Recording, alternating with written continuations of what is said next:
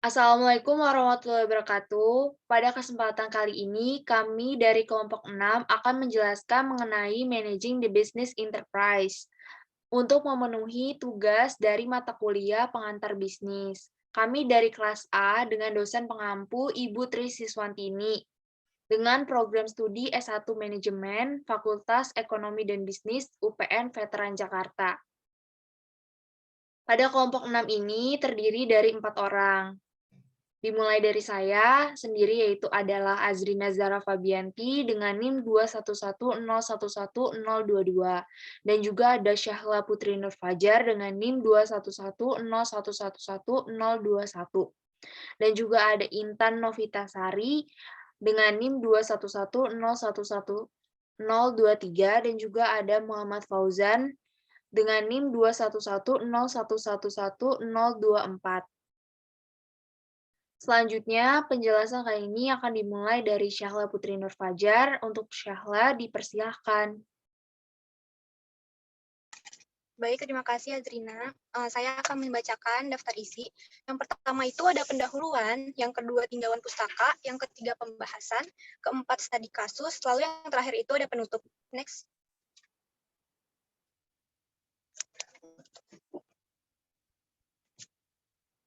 Jaringan ya? Oh.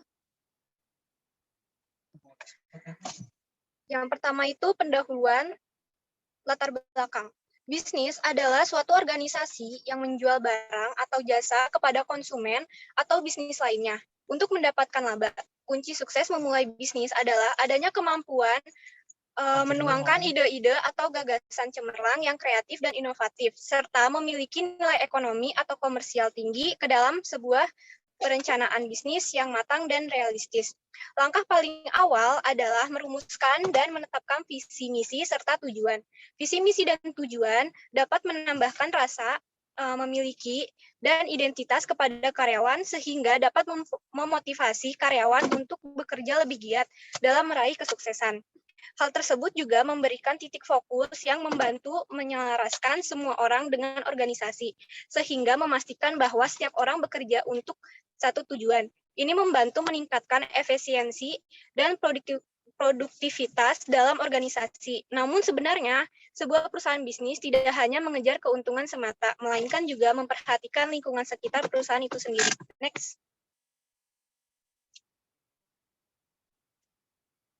Rumusan masalahnya itu yang pertama, apa yang dimaksud dengan sasaran? Yang kedua, bagaimana cara menetapkan sasaran bisnis? Yang ketiga, bagaimana cara merumuskan suatu strategi bisnis sebagai langkah awal manajemen yang efektif? Yang keempat, kegiatan apa saja yang membentuk proses manajemen? Yang kelima, bagaimana cara mengidentifikasi tipe-tipe manajer berdasarkan tingkatan dan bidangnya. Yang keenam, apa saja jenis-jenis dasar keterampilan manajemen. Yang ketujuh, apa saja faktor penentu budaya perusahaan. Dan yang terakhir, bagaimana pengelola suatu perubahan dalam organisasi. Next.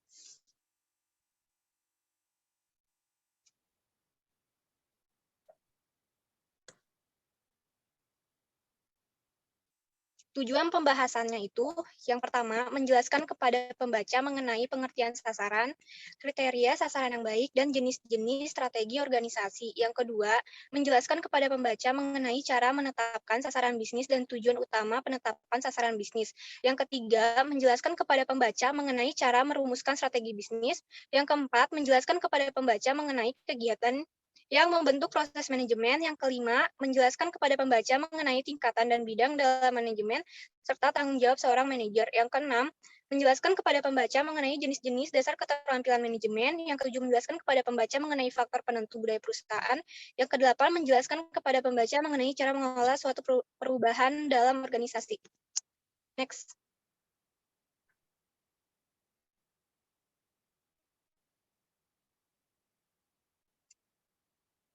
Tujuan pustaka, menurut Alan Afua 2004, bisnis adalah suatu kegiatan usaha individu yang terorganisasi untuk menghasilkan dana menjual barang ataupun jasa agar mendapatkan keuntungan dalam pemenuhan kebutuhan masyarakat dan ada di dalam industri. Sedangkan menurut Dewanti 2008 ayat 25, sasaran bisnis penting untuk dapat menghadapi tantangan bisnis. Tantangan bisnis beraneka ragam meliputi persaingan, pertumbuhan penduduk, keragaman kerja, etika, teknologi, tanggung jawab sosial, pengangguran, gaya hidup masyarakat, membuat pelaku bisnis menghadapi masalah yang kompleks. Masalah-masalah ini menguji kemampuan wirausahaan atau pelaku bisnis untuk bertahan dan mengendalikan bisnis sehingga jauh dari kegagalan.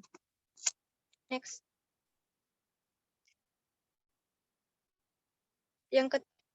Yang ketiga itu pembahasan. Pengertian sasaran. Sasaran atau objectives adalah target spesifik dan dapat ditindaklanjuti yang perlu dicapai dalam kerangka waktu yang lebih kecil. Seperti 1 tahun atau kurang untuk mencapai objektivitas tertentu, sasaran menggambarkan tindakan atau kegiatan yang terlibat dalam mencapai tujuan.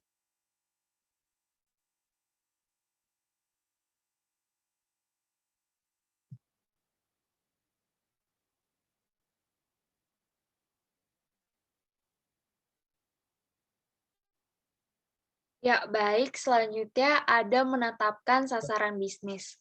Sasaran akan berbeda-beda untuk setiap perusahaan, tergantung maksud dan misi perusahaan itu. Setiap perusahaan memiliki sasaran jangka panjang, jangka menengah, dan juga jangka pendek. Yang pertama ini ada sasaran jangka panjang. Sasaran dengan periode waktu yang panjang, umumnya 5 tahun lebih atau ditetapkan oleh Dewan Direksi dan Manajer Puncak atau Top Manager. Yang selanjutnya itu ada sasaran jangka menengah, yang dimana sasaran ini umumnya ditetapkan untuk periode 1-5 tahun. Secara umum, sasaran ini ditetapkan oleh top manager dan juga middle manager. Nah, selanjutnya ada sasaran jangka pendek. Sasaran dengan periode kurang dari 1 tahun dan ditetapkan oleh manajer menengah dan juga manajer lini pertama. Selanjutnya,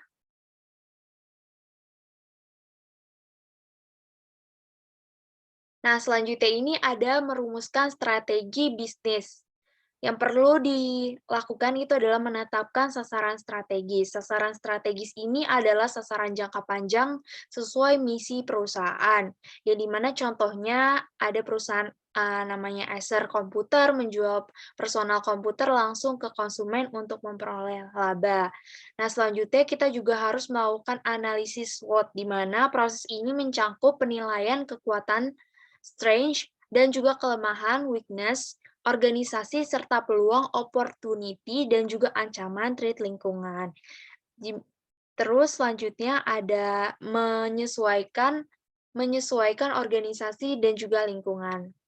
Sebagai langkah terakhir dari perumusan strategi, yang dimana menyesuaikan kekuatan dan kelemahan organisasi dengan peluang dan ancaman yang ada di lingkungan organisasi bisnis berada. Selanjutnya,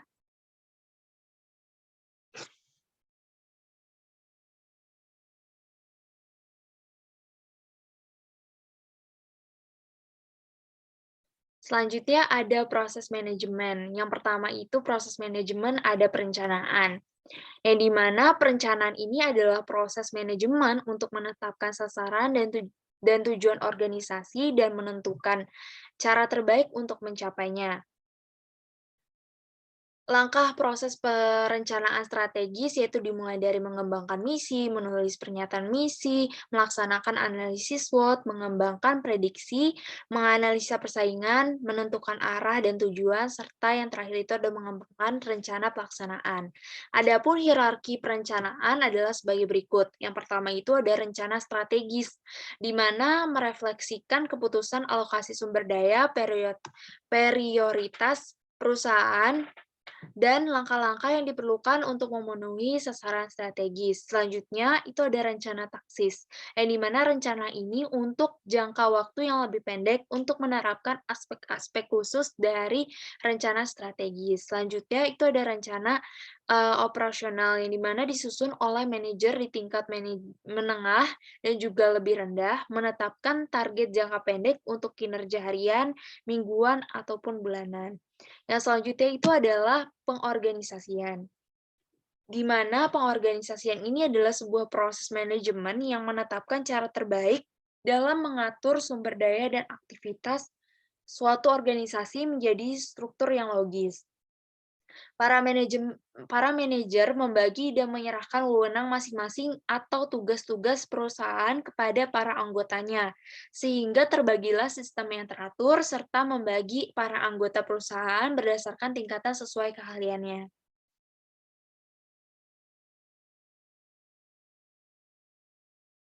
Nah, selanjutnya itu adalah pengarahan, yang dimana dalam pemberian pengarahan, seorang manajer bekerja untuk memandu dan juga memotivasi para karyawan guna mencapai sasaran perusahaannya.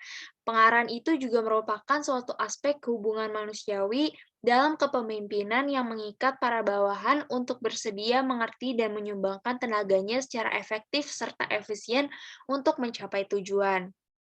Yang selanjutnya itu adalah pengawasan.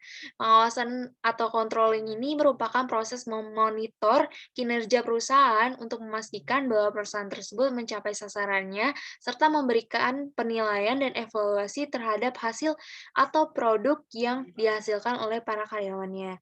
Berikut adalah langkah-langkah dalam proses pengawasan, dimulai dari menetapkan standar dan metode kerja, selanjutnya juga ada penilaian kinerja, dan juga ada apakah kinerja itu sesuai dengan standar, kalau misalnya iya, berarti tujuannya bakal tercapai, dan kalau tidak, pengendali maka bisa dilakukan pengambilan tindakan koreksi dan juga melakukan evaluasi ulang atas standar yang telah diterapkan.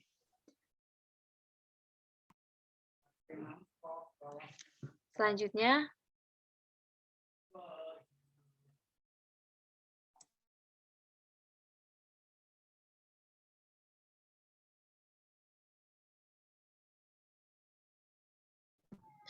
Selanjutnya akan saya lanjutkan, yaitu mengenai tipe-tipe manajemen.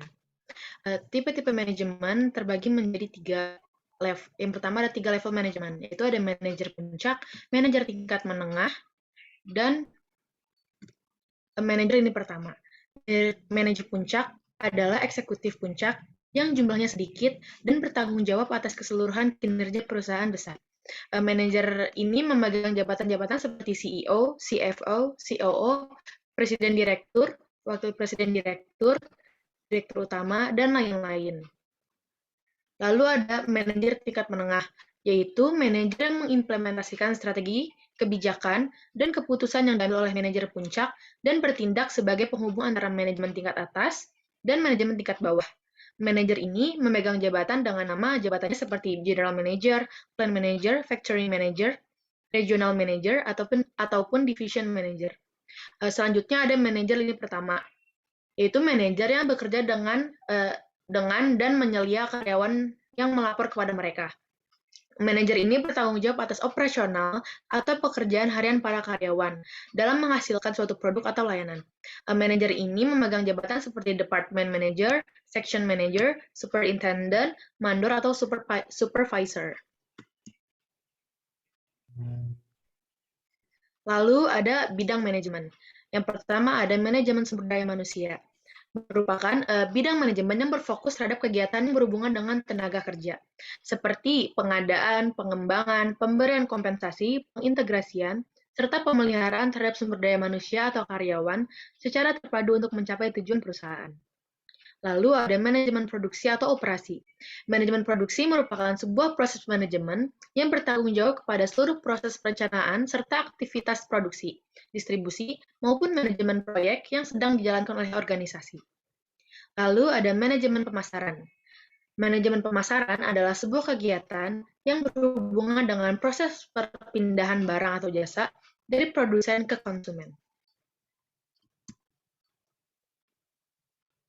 Lalu ada manajemen keuangan.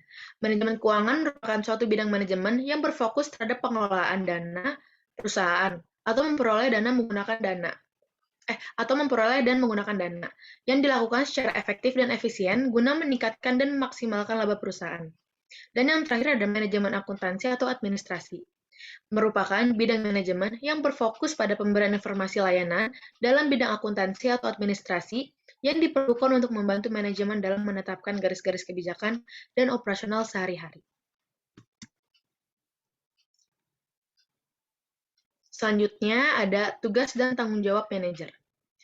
Tugas manajer secara umum adalah mengatur keseimbangan sebuah manajemen, lalu melakukan perencanaan, mengelola, dan mengawasi kegiatan dalam manajemen. Ditambah lagi menentukan standar kualitas, mengadakan evaluasi, dan memberikan pengaruh baik kepada karyawan. Di sini ada beberapa peran dan tanggung jawab utama manajer, yaitu ada menetapkan standar kerja yang tinggi, berkomunikasi ke atasan dan staf, memonitor penampilan kerja staf, melakukan coaching dan memberikan umpan balik kepada staf, memecahkan masalah kerja yang muncul, dan menegakkan disiplin. Selanjutnya, ada dasar keterampilan manajemen. Keterampilan manajemen dapat didefinisikan sebagai atribut atau kemampuan tertentu yang harus dimiliki seorang eksekutif untuk memenuhi tugas tertentu dalam suatu organisasi. Jenis-jenis keterampilan manajemen yaitu ada 3, yaitu keterampilan teknis. Yang pertama, keterampilan teknis ini melibatkan keterampilan yang memberi manajer kemampuan dan pengetahuan untuk menggunakan berbagai teknik untuk mencapai tujuan mereka. Yang kedua, ada keterampilan konseptual. Keterampilan konseptual ini melibatkan keterampilan manajer yang hadir dalam hal pengetahuan dan kemampuan untuk berpikir abstrak dan merumuskan ide. Dan yang ketiga, ada keterampilan manusia atau interpersonal. Keterampilan manusia atau interpersonal ini adalah keterampilan yang menunjukkan kemampuan manajer untuk berinteraksi, bekerja, atau berhubungan dengan secara efektif dengan orang-orang.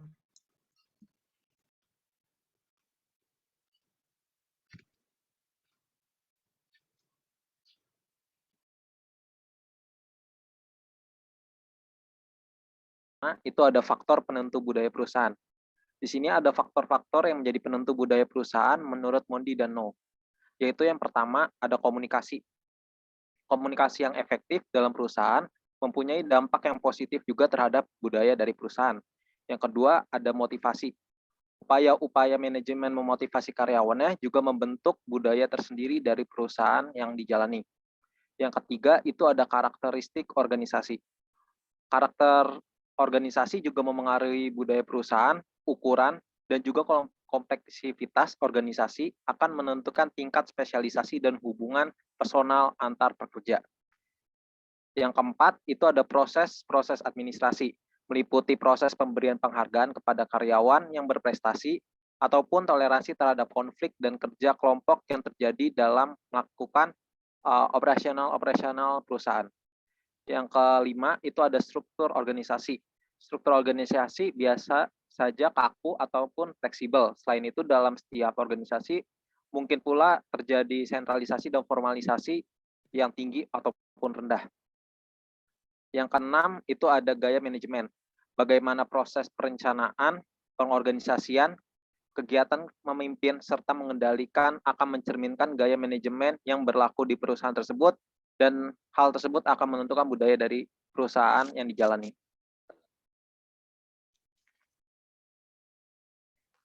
Selanjutnya ada mengelola suatu perubahan dalam organisasi. Terdapat 8 langkah manajemen perubahan menurut John P. Kotter, yaitu yang pertama menumbuhkan rasa urgensi, yang kedua menciptakan koalisasi kepemimpinan yang kuat, yang ketiga memiliki visi untuk perubahan, yang keempat mengkomunikasikan visi dengan jelas, yang kelima menyingkirkan hambatan dalam proses, yang keenam merencanakan dan menciptakan kemenangan jangka pendek secara sistematis, yang ketujuh menguatkan perubahan, dan yang kedelapan menanamkan perubahan ke dalam budaya perusahaan. Lanjut. Selanjutnya ada studi kasus. Di sini ada implementasi pengelolaan bisnis PT Garuda Indonesia Tbk. PT Garuda Indonesia Tbk atau juga dikenal dengan GIAA membeberkan sejumlah langkah yang ditempuh dalam jangka pendek dengan isu terkait restrukturisasi. Manajemen melalui keterbukaan informasi publik menyampaikan saat ini upaya optimalisasi pengelolaan sejumlah lini bisnis potensial untuk mendukung peningkatan pendapatan usaha tetap dilakukan. Sejumlah inisiatif yang dilakukan yaitu dengan memaksimalkan kerjasama dengan mitra usaha guna mendorong peningkatan pendapatan. Upaya tersebut utamanya terkait dengan pembukaan penerbangan langsung, khusus kargo, kemudian mengoperasikan pesawat passenger freighter, optimalisasi layanan charter kargo, sehingga pengembangan layanan pengiriman barang yang disebut dengan kirim saja berbasis aplikasi digital. Next. Sementara dari sisi biaya, perseroan tengah dan terus melakukan upaya renegosiasi dengan lessor, serta menjalankan langkah strategi berupa restrukturisasi kewajiban usaha serta berbagai inisiatif strategi lainnya. Oleh karena itu, perseroan juga melakukan upaya penyelarasan aspek permintaan dan pasokan yang ada dalam aspek pengelolaan sumber daya manusia melalui program pensiun dini yang ditawarkan secara sukarela kepada karyawan. Garuda Indonesia atau disebut juga dengan maskapai pelat merah tersebut juga menyampaikan saat ini telah dan terus melakukan upaya-upaya dalam rangka memastikan resiko solvabilitas dapat dimitigasi dengan sebaik-baiknya. Mitigasi dan langkah penyelesaian utang ditempuh dengan negosiasi dengan lessor pesawat, kemudian melakukan restrukturisasi utang usaha, termasuk terhadap badan usaha milik negara atau disebut juga BUMN, serta mitra usaha lainnya. Termasuk juga negosiasi langkah restrukturisasi pinjaman perbankan dan lembaga keuangan lainnya. Dari aspek operasional, manajemen terus meluncurkan program promosi berupa Garuda Eco Life, Garuda Online Travel Fair, dan Thanks God It's Friday, serta berbagai program promosi lainnya. Lanjut.